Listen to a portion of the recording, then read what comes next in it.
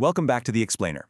Today we're diving into something deeply, profoundly human, the journey of healing our internal pain. Think of it kind of like a storybook, right? Our own defensive walls are the conflict, and a really profound kind of love acts as the gentle hero. Basically, we're looking at a short summary of how a patient, sincere love systematically disarms our deep-rooted fears. It turns a defensive mind into a hopeful one and a hardened heart into a completely healed one. So if you've ever felt like you're carrying around invisible burdens, well, this explainer is going to visually break down exactly how that healing happens. Think for a second about the heavy armor we all tend to carry around when we're stuck in survival mode. I mean, we build these massive walls to protect ourselves, right? But the core question here is, what actually happens when those rigid, hidden fears finally encounter a truly gentle, persistent force? Like, how do we stop simply surviving and actually start healing? Okay, let's dive into this. Section 1. What is praiseworthy love? The gentle force that builds and protects. According to our source material, praiseworthy love absolutely isn't some shallow, controlling, or temporary emotion. Not at all. It's a love that fundamentally reflects patience, honor, sacrifice, wisdom, and sincerity. It's this incredibly profound, patient force, and the real defining characteristic here is that it remains gentle even when life gets ridiculously difficult. It doesn't snap under pressure. Instead, it actively builds, heals, protects, and brings genuine peace to the person experiencing it. You really want to notice the clear contrast here between the warm, active choices of love and those cold, defensive survival tactics we so often fall back on. Praiseworthy love actively chooses understanding over pride and truth over manipulation. It means loving yourself enough to literally choose healing instead of just hiding your pain. It's all about choosing peace over fear and staying sincere in a world that, quite frankly, often rewards coldness. It's a daily, intentional choice to reject those protective, yet super isolating behaviors. To really ground this concept, the source references this piece of historical wisdom from 1 John 3:18. Let us not love with words or speech, but with actions and in truth. The big takeaway here? Real love isn't just about making someone feel seen in a passing, fleeting moment. Real love is an action. It's a continuous, truthful effort that actually helps people become who they were truly meant to be, completely stripped of all that defensive armor. Section 2. Reaching the hidden places. A love that makes your spirit breathe. The source describes how, sometimes, love enters your life so incredibly gently that it starts healing places words could never even touch. It's a love that literally makes you smile without even realizing you're doing it, slowly releasing the pain you've been carrying in total silence. This kind of love has such a deeply soothing pace. It doesn't force its way in. It speaks without words, and it begins to heal those deep wounds without making any harsh demands on you at all. And this brings us face to face with the exact types of heavy armor I mentioned earlier. Love carefully draws out these hidden burdens. For example, we've got fear that we hide behind a mask of pride.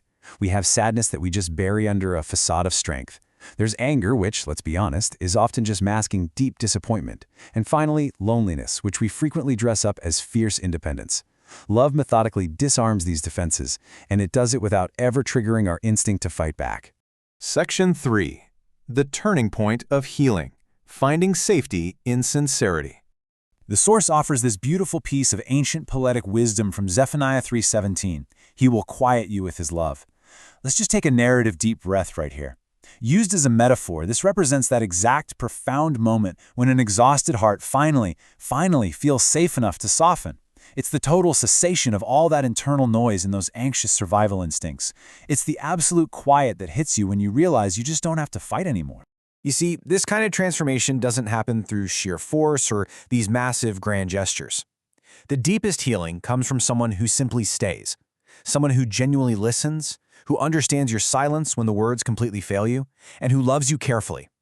It's that careful, sincere, deeply patient presence that finally proves to the wounded heart that it is, at long last, in a safe harbor. Section 4. A mind renewed, letting go of the survival lens. Real love transforms a person so deeply because it actually begins teaching them how to live differently. But to pull that off, it first has to uncover the past. It gently, very gently, brings to light those old wounds, the unhealthy thinking patterns, the fear of vulnerability, that anger disguised as strength, and all the pain hidden beneath sheer survival. Now, it doesn't force us to look at these uncomfortable things just to punish us. No, it brings them up so we can acknowledge them and finally begin the real process of living differently. So the crucial point is right here, this shift. The old mind is completely trapped. It believes it's unworthy, it constantly expects abandonment, and it views every single interaction through a lens of pain. But love kicks off this absolutely beautiful shift to the renewed mind. You stop seeing yourself through that painful lens, and you actually begin thinking with hope instead of just calculating your day-to-day survival. It's a real game changer. The source perfectly frames this shift with a quote from Romans 12:2. Be transformed by the renewing of your mind. This really acts as the moral of our story today. It shows us that true healing isn't just about changing our outside circumstances. Changing how we think, literally renewing our mind to expect good instead of harm, is absolutely the first step to stepping into a totally new life. Section 5. The transformed heart, from stone to flesh. Now, the heart doesn't just flip a switch and change all at once. It builds sequentially. First, it softens. Those big defensive walls finally come down. Second, it forgives, releasing all that bitterness that was holding it captive. Third, it learns patience, truly realizing that lasting peace takes time. And finally, step 4, it becomes fully open to peace again. It's this gentle, step-by-step blossoming of a spirit that's no longer held hostage by fear. To illustrate this, the source shares an incredibly powerful metaphor from Ezekiel 36:26. I will remove from you your heart of stone and give you a heart of flesh. This just beautifully captures the whole essence of this final transformation.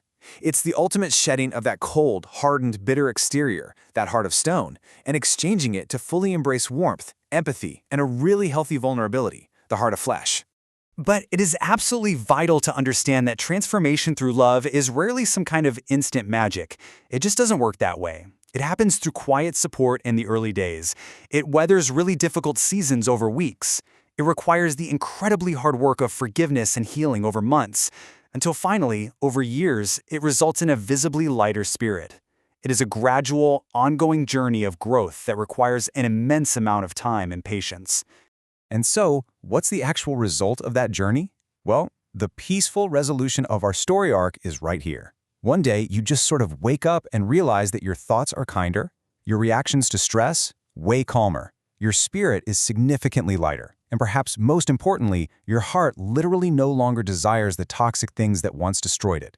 You look around and realize you are entirely changed. Which leaves us with this final, genuinely profound thought to chew on today. We all seek comfort when we're in pain, right? But comfort is temporary. The real question this source material poses is this: will you let love do more than just comfort you in the moment? Will you be brave enough and patient enough to let it truly transform you? Thanks so much for joining me on The Explainer today. Take this question with you, and I'll see you next time.